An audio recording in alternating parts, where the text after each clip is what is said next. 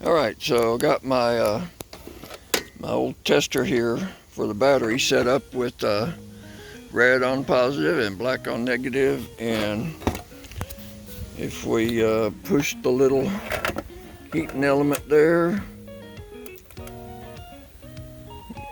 right there, it wiggles and wobbles, and where it stops nobody knows, but it stops at about 9.5, and you hold it there for I think about 15 or 20 seconds, something like that. Okay, that's good. And it wounds up with a little over 11. And so I've checked both my batteries, and both of those are going to have enough power to start this thing, but it's not starting. I know my glow plugs are out. I've checked them by taking a tester, and I don't have my flashlight. Ooh, my fingers are all in the way. Okay, there it is.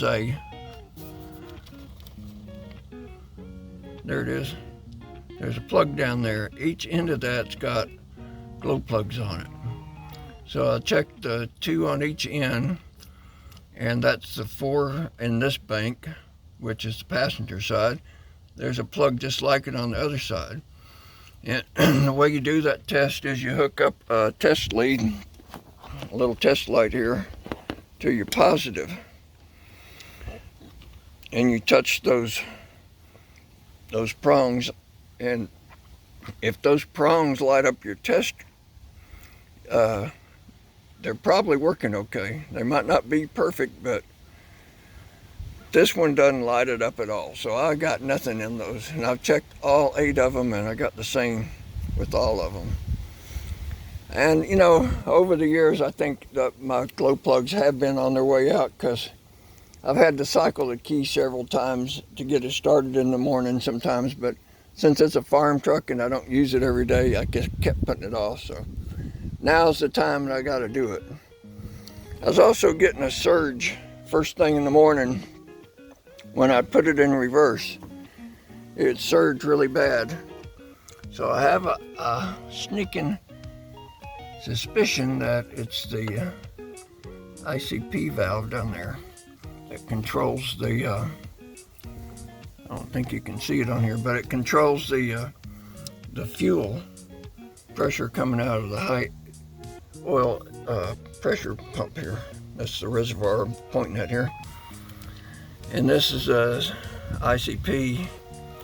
It's a oil temperature sensor that helps that thing regulate, helps the computer figure out if it needs more or less pressure in there.